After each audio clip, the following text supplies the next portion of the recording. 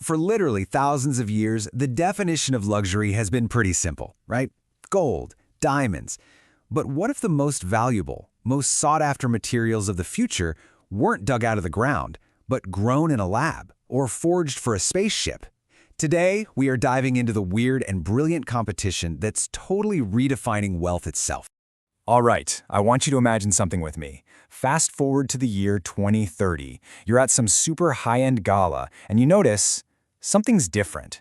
The most amazing pieces of jewelry in the room, they're not sparkling under the lights. In fact, you can't spot a single traditional diamond or gold chain anywhere. Instead, you're seeing these incredible pieces that seem to change color when they move, or cuffs that look like they literally grew right there on the wearer's wrist. So that begs the real question, doesn't it? If the old symbols of wealth are just gone, what took their place? Well, the answer involves everything from some pretty advanced science to, and I'm not kidding, mushrooms. To really get how we get there, we first need to understand why the old guard is starting to lose its luster.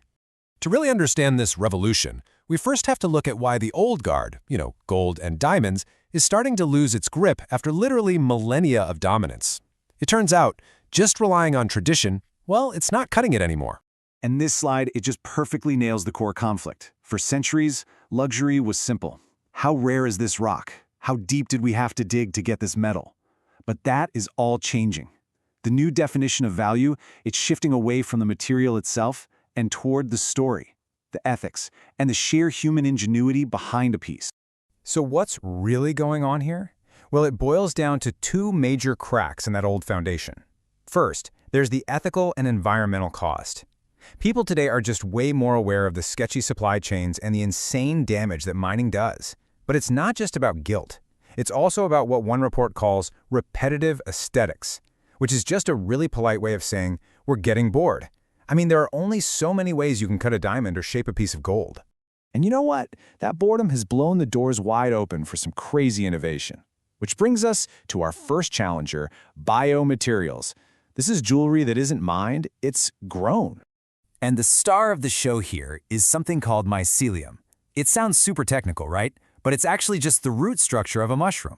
And some brilliant designers have figured out how to turn this fungal network into a solid, beautiful material for jewelry.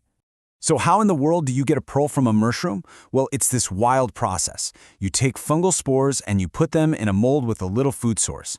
Then, by controlling the environment, the temperature, the pressure, you force the mycelium's fibers to pack themselves together incredibly tightly.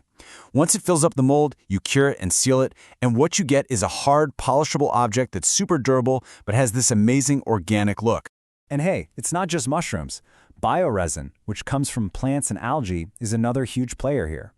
It can give you pieces with the clearness of amber or the bright colors of plastic, but it does it all sustainably, without any of the petrochemicals.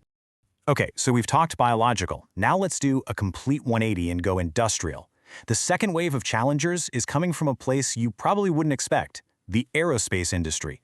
We're talking about metals designed for spaceships that are now being turned into statement pieces. Let's take tantalum, for example. You can see how it stacks up against gold right here.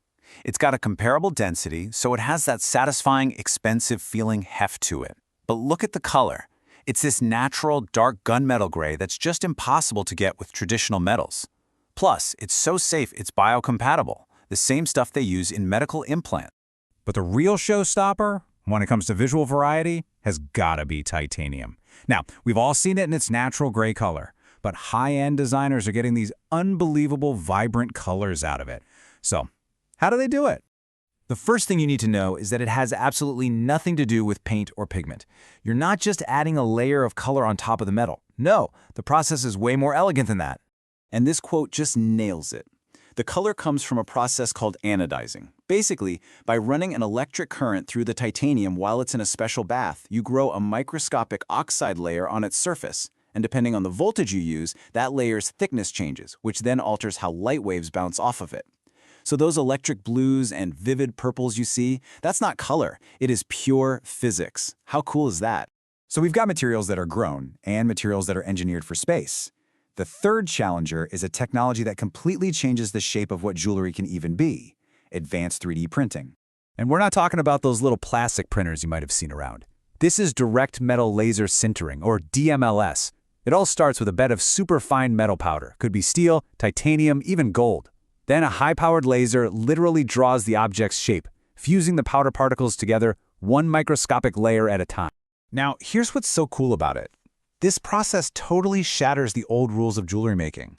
A traditional jeweler can't cast a hollow object with a perfect lattice inside because they'd never be able to get the mold out. But a laser doesn't need a mold. This means you can print impossibly complex shapes, like honeycombs or even moving parts that are already assembled right out of the printer. I mean, this technology allows for a whole new level of architectural complexity. Think about it. If you give this tool to an architect, they're not going to make a simple band. As one designer put it, they're going to build a cathedral for your finger. So, what happens when you put all of this together? The biomaterials, the aerospace alloys, the laser printing.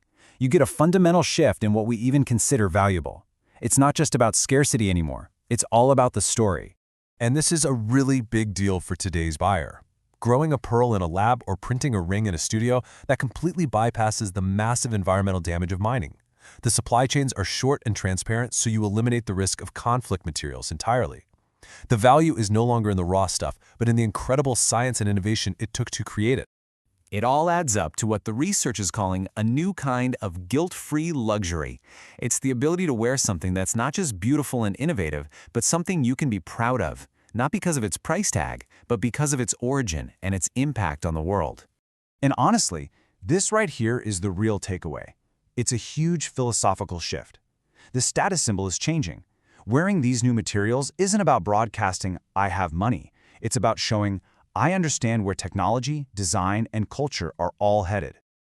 So, we'll leave you with this to chew on.